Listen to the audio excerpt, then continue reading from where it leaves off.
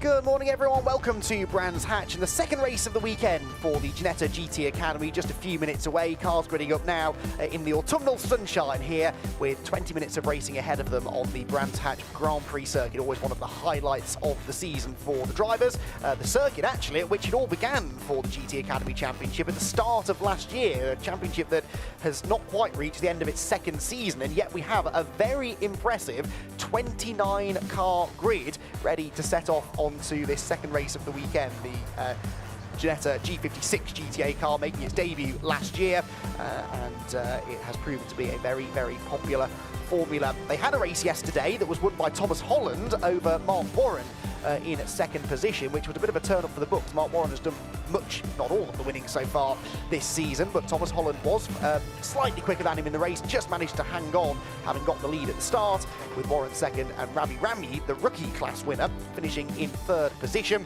That is not, however, how the grid lines up for today's race, because Mark Warren, based on the second fastest lap times from qualifying, will start from the pole position with Thomas alongside him. But those two really had a fantastic battle. In fact, it was a four-way fight for the victory, really, because along with Holland, Warren and Rami, Mackenzie Walker was also a part of that fight. Those top four cars, who are also the top four on the grid, albeit in a slightly different order, as I said, for this one, all escaping at the front of the field, and never were they more than a couple of car lengths away from each other throughout the entire 20 minutes. It was a very, very good race, and kept the fans here at Brands Hatch entertained late yesterday afternoon.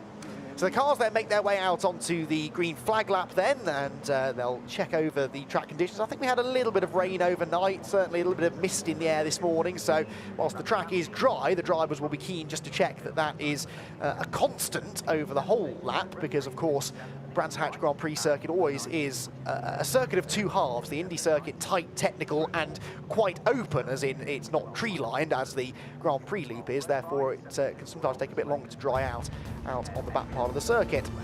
So how do they line up then for this second race of the weekend? As I said, it was Thomas Holland who claimed the victory in yesterday's race, but he will be starting this one not from the pole position, because Mark Warren did manage to just about out-qualify, but the lap time's very, very tight indeed. Mark Warren was only about 3/10 quicker than Thomas Holland in qualifying, and Thomas's race pace, and more to the point, his starts actually are really, really good. He definitely got the better of Warren on the start of yesterday's race. Pole position not always the best place to start from here at Brands Hatch, because of the camber of the start-finish straight. It sort of slopes down towards the pit wall, so starting from the inside you've got gravity against you, and that seemed to hold back Mark Warren slightly, but he will start from pole then for this one with Thomas Holland alongside him. Ramid will be third, and Mackenzie Walker starting fourth on the grid. Then Nick White and Leo Caravasili are on the third row together, ahead of Martin Wills and Michael Johnston, with Roy Alderslade and Ed Akers rounding out the top 10. Ed had an entertaining race yesterday, a couple of grassy moments, a couple of very, very close quarters battles on the track, and he'll be, I'm sure, doing some of that again. He'll hope not quite all of it, or aim to try and stay off the grass, but the close battling he'll continue to do from 10th on the grid. Maurizio Sciglio and John Kearney are together on row 6, ahead of Ian Goff and Mike West, and then Julian Wantling and Danny Dwyer on the 8th row of the grid, with the rest of them behind. So there is Mark Warren then, the number 46 car, the championship leader, lining up on pole. And alongside him, the purple car of Thomas Holland. Row 2 then, the blue and white is Ravi Ramid and Mackenzie Walker, the white and red. Then Nick White and Leo Caravasili. And they're right at the back of the grid, Steve Williams, number 27, who was one of 4 non-finishers yesterday. He, Leo Caravasili, Dan Rathbone, and one John McGuinness, the multiple Isle of Man TT winner, John McGuinness, who was rather unceremoniously nerfed off the road up at Druids. But I think the number 5 car is back out there, starting from the 28th spot on the grid. But he's definitely one to keep an eye on. Right then, the back of the grid is formed. The front of the grid has been there, sat ready and waiting for a while, but now their eyes turn to the starting gantry where the lights go red. When that light goes out, which happens now, we're away and racing. Does Mark Warren make a better start from pole position this time? Not really. Lots of wheel spin. The rear of the car starts sliding. There are a couple of stallers further back, but miraculously, I think they're avoided by everybody, and it's Thomas Holland for the second race in a row who leads the field through Paddock Hill Bend for the first time. These cars, remember, do not run on slick tyres. They run on a semi-slick tyre, and so grip, particularly in the early stages, is not in great abundance, but through they all come through Druids over the top of the hill.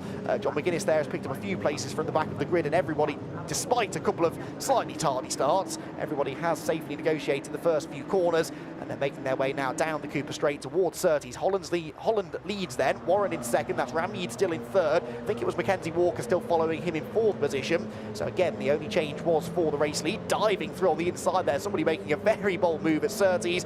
Some drivers perhaps have a little more confidence on cold tyres than others. That was, by the looks of it, the number 76 car, wasn't it, making that aggressive move up the inside line. Thomas Shelley, who started 21st on the grid, but he's certainly running higher than that now. I tell a lie, by the way, when I say that Mackenzie Walker's running in fourth. He's dropped down into sixth position, so he lost a couple of spots there off the start in the red and white number 70 car. So Mackenzie perhaps not likely to be as much of a factor in this race as he was yesterday. Down Dingledale, up the other side through the blind right-hander at Sheen Curve. They head the number 42 car there is the next car in the sights of Thomas Shelley, as he tries to move his way now past Mike West, coming towards the conclusion of lap one. As we saw yesterday, though, Thomas Holland, he might be able to get off the line well, but struggles to get away from the likes of Mark Warren and Ravi Ramyeed. So these three in relatively close quarters as they come out across the timing line at the end of lap one. The official margin of lead is just 0.4 of a second, with a further 0.6 back to Ramyeed in third. Fourth place, Nick White. Fifth position then for number 44, Martin Wills, from seventh on the grid. And Mackenzie Walker does indeed drop down into sixth place, but he's trying to get back up the inside of the Pink Panther car heading for Druids. And the number 44 of Martin Wills just about holding on to fifth place. The red car behind them is Leo Caravasile. Eighth position then for number 12, which is Michael Johnston, and the top 10 rounded out by Ed Akers and number 95 Goff, who was a late entrant into the weekend here at Brands Hatch, but running well just inside the top 10. Reminder as well that Ravi Ramyeed is the leader, as he has been all year pretty much, in the rookie class, and there you can see him, the want-to-race driver. Ravi comfortably ahead of his nearest rookie rival, who is down in 13th position, number 25 John Kearney, the Irishman. So Ravi, a rookie officially as far as his class is concerned, but actually it's his second season of racing in the championship, so a slightly interesting way of defining rookie at Ginetta, but he's certainly proving that next year he will be moved up into the GTA class outright, unless of course he decides to continue further on up the Ginetta racing ladder. The GT Academy coming in at the start of last year as a new sort of entry level. It always used to be that it was GRDC or G40 Cup that you would have your first taste of Ginetta racing as a rookie racing driver, but now you have the option of getting into one of these much more powerful cars, proper racing cars, these based of course around the GT4 Ginetta G56, and not a bad way to learn your craft as you start your motor racing journey. Holland leading then by much the same distance this time as he was a lap ago. He does set the fastest lap, but only 100th of a second quicker than Mark Warren, who is very much going with him.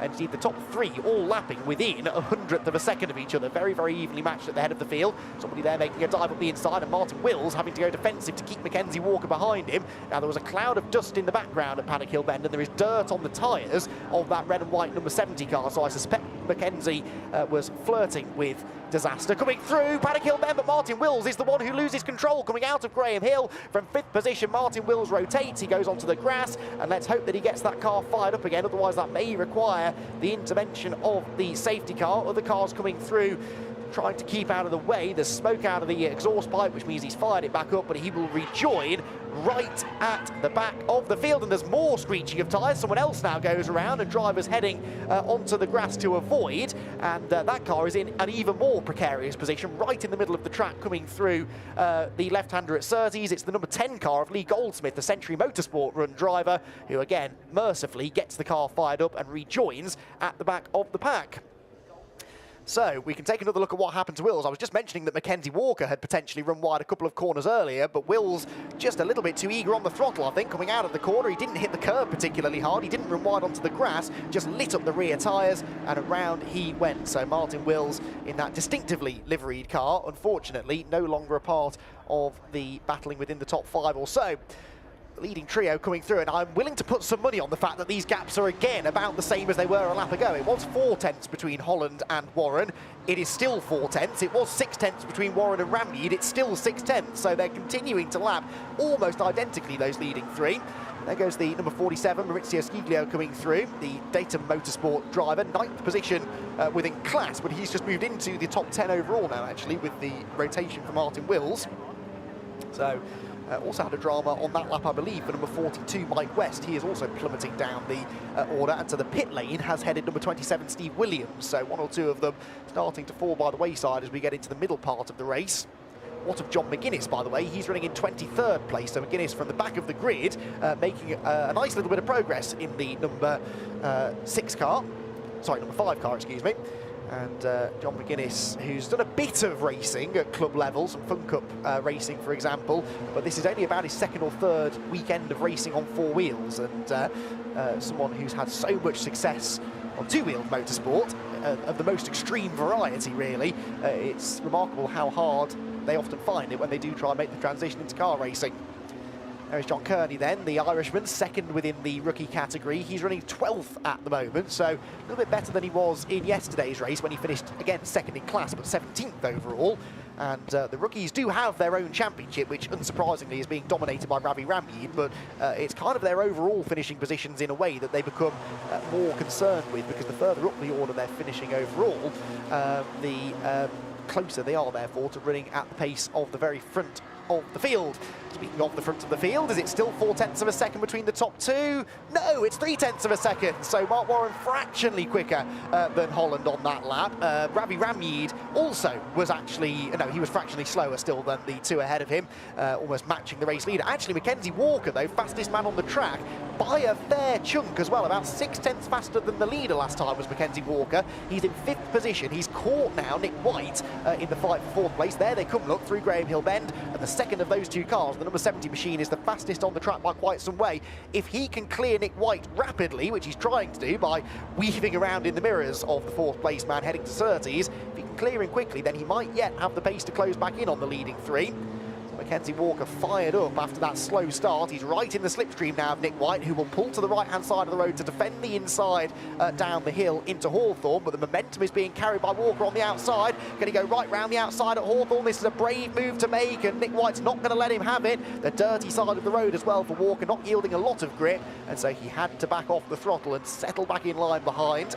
So the 57 car of Nick White, who was only 8th in yesterday's race, so having a much better showing here on Sunday morning than he did Saturday afternoon.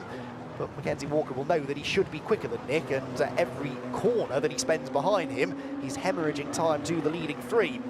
It's a bit wide there through Stirling's. They're also being caught by Leo Carabasili. Look in the red car. There go the leading two. Definitely closer together this time are Thomas Holland and Mark Warren. Mark Warren potentially close enough to have a stab at this into Paddock Hill Bend. Here they come, look. In the wheel tracks of the race leader is the championship leader, Mark Warren. He sort of dummies to the outside, forces Holland to drive defensively into Paddock, and then tries to get the switch back on the exit. He's had a much better line through there. Can Holland get over to the inside to cover? No, he can't, and Mark Warren is up the inside. They're going to touch body panels slightly as they turn into Druid's corner, and Holland will try and hang tough around the outside to get the inside line for the left-hander, and there's a spin behind them. That was Ravi Rammeed, the rookie leader, going around. We'll get to that in a moment, though, because the leading two are still door-to-door. Sideways for Holland, and Mark Warren, with some fantastic racecraft, goes around the outside of him at Graham Hill Bend and gets the lead away. And now Thomas Holland has to try and find a way back through. There is Rammeed, having perhaps got a bit excited at the prospect of buying into that lead battle. Just rotated the car coming out of Druids and isn't particularly aware of where the other cars are around him as he rejoined there. That was the number 4 machine of Marco Anastasi, almost getting elbowed off the road by the recovering Rammeed. As we head towards the halfway point of the race takes on a very, very different complexion. All right then, let's see what we can piece together out of all of that. So there are the leaders side by side, but keep an eye to the car there, the blue, white and green car. Around he goes in 3rd. And again, much as we saw from Martin Wills, it's so easy to light up the rear tyres on these GT Academy cars because they don't run on slicks. So they have plenty of horsepower, but not necessarily the mechanical grip to get it down on the ground. And that's exactly how a racing car should be. More power than it has grip, and it means the drivers really have to concentrate and work hard to keep the thing on the island. So the second front-running driver of the race to have a rotation, and this one from third position and the class lead. Now, did he fall behind John Kearney is the next question, because if he did, then Kearney has inherited the rookie lead. Meanwhile, Mackenzie Walker still stuck behind Nick White. This, of course, now is for an overall podium place.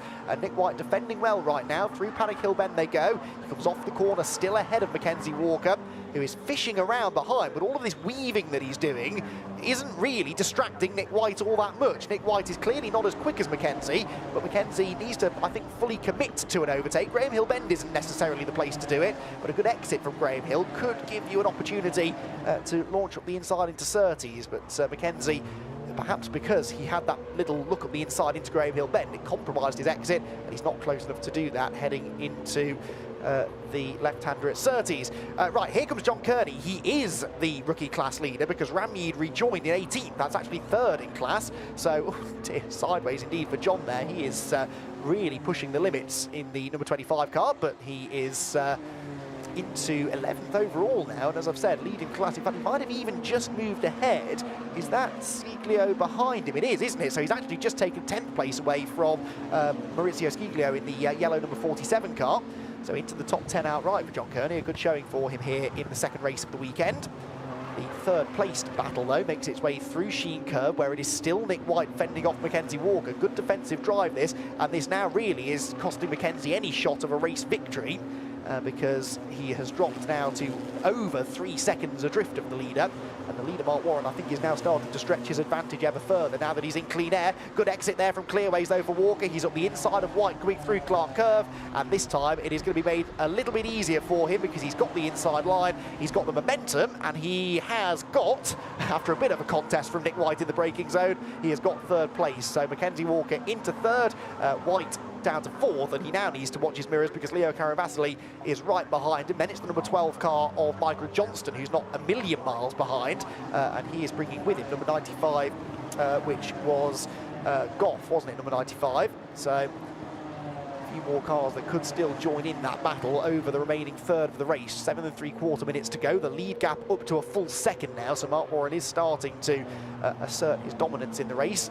There goes the Brakel Racing car of Leo Caravasili, and Mackenzie Walker, having fought so hard for that third place, almost throws it away with a big grassy moment coming out of Surtees. Now that has destroyed his momentum down the hill, so Nick White is coming back at him, looks to the inside, then to the outside into Hawthorne Corner. Mackenzie has managed, I think, to see him off. He's a bit slow off the turn, though, and Nick White trying everything he can to outfox Mackenzie and get back through. And now there's a danger for Mackenzie that if he loses one place, he could lose a few more. And Nick White, I think, is up the inside of him as they come out of Westfield, down through Dingle Dell. And look, Caravasili desperate to try and follow him through, almost getting into the back of Nick White. White has gone through, Mackenzie's on the grass, and can Caravasili sweep around the outside at Sterling's? No, he can't. So in the end, just the one place lost for Mackenzie Walker, but having fought so hard for much of the race to get ahead of Nick White, he immediately gives the place back again, courtesy of that mistake coming out of Surtees. So Mackenzie Walker with it all to do again. There go the race leaders, 1 second between them. Well, about the same lap times actually between Warren and Holland last time around. It was a personal best lap for the man in second place actually on that, the 8th lap of the race. And we only got 8 laps in yesterday because there was a red flag before the end of the race after John McGuinness's accident at Druids. The car beached in the gravel in a dangerous place. Time was running out to get the racing in, so they decided to end the race early. But we hopefully will get the full 20 minutes in here this morning. A very entertaining race it's been so far. Mark Warren looking good for another race victory, but Thomas Holland, I'm sure, is going to try and keep the pressure on if he can over the remaining laps. And we've now got very much a 4-way fight going on for third position. Nick White ahead of Walker, ahead of Caravasili, ahead of Johnston. Through Paddock Hill Bend, there goes the number 6 car, I think that was, of Dan Rathbone. But there, number 5, John McGuinness. So, of course, running in the rookie class. He is 5th in class, but more to the point, he is 25th overall. I think he was further up than that before, wasn't he? But he's been overtaken in the recent past by the likes of Martin Wills, for example, who we know is a very quick driver. But John McGuinness, multiple winner of the Isle of Man TT. And John making the transition now, it seems, over into four-wheel motorsport. Much more sensible, if you ask me, and seems to be enjoying himself so far, although the result's not necessarily coming to him this weekend so far at Brands Hatch, but it really has been more a learning experience, and hopefully we'll see him out in the GT Academy again in the future. So Nick White versus Mackenzie Walker, round 2.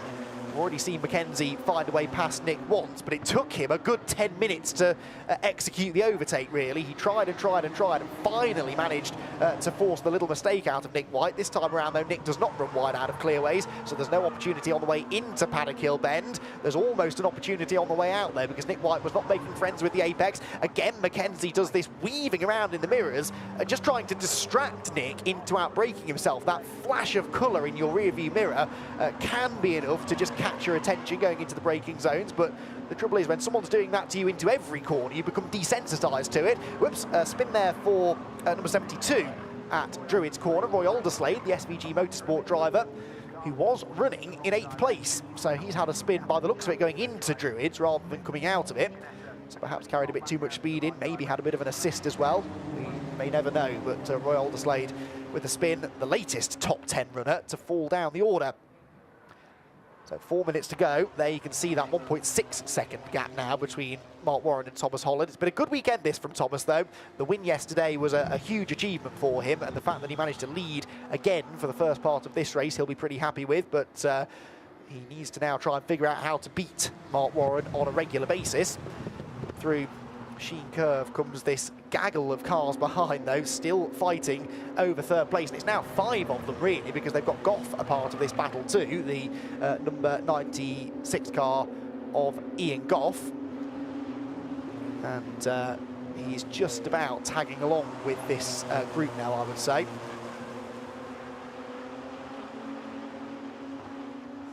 So Mark Warren leading the way, Nick White here in 3rd position with Mackenzie right behind him into the right-hander at Paddock Hill Bend.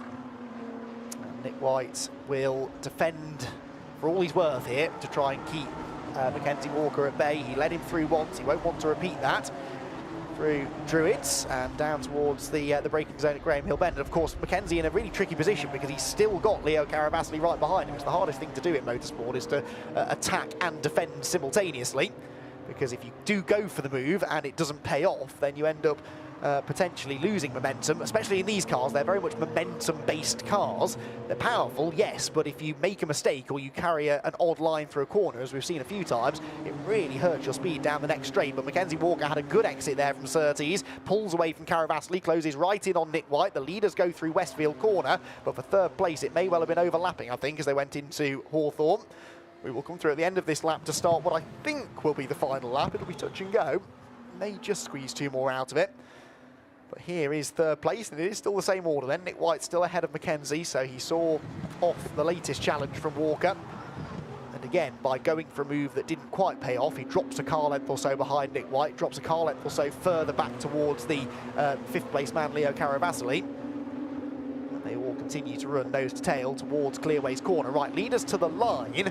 And I think they will just squeeze 2 more laps in then. They're lapping in the 139s, and Mark Warren crossed the line there with about 1 minute 40 to go. So it will be very, very close as to whether they give them another lap. Mackenzie Walker kind of has to drive as if it is the final lap, just in case, and that means he's running out of opportunities to get past Nick White. Goes for the dive up the inside of Paddock Hill Bend. If he stops that car, it'll be a miracle. Well, neither of them do, really. They're both out wide, and a bold, aggressive, but ultimately successful move for Mackenzie Walker, but White's back up the inside into Druids Corner, almost leaning on each other. There is a tap in the tail as they come through the apex of Druids, and Mackenzie Walker, with a big tail slide on the exit of the corner for good measure, has finally broken back through into 3rd place. There's a car in the gravel at Paddock Hill Bend. That's Tom Hartley in the number 77 car. Did well to keep it out of the barriers, and even better to dig it out of the gravel trap, and he joins right in front of Marco Anastasi. Contact there, Nick White is around off the bumper. Oh dear, of Leo Caravasli. Into the back of him goes Michael Johnston. The 3 of them badly damaged, and that is a big shame shame that it had to end that way. Nick White getting turned into a spin. There's a lot of damage to the left rear corner of Caravasli's car where Johnston got into him. And there, the number 76 car is Thomas Shelley. So they're dropping like flies in the closing stages of this race. I'm not even sure where that is. I think that's into Paddock Hill Bend. Yes, it is.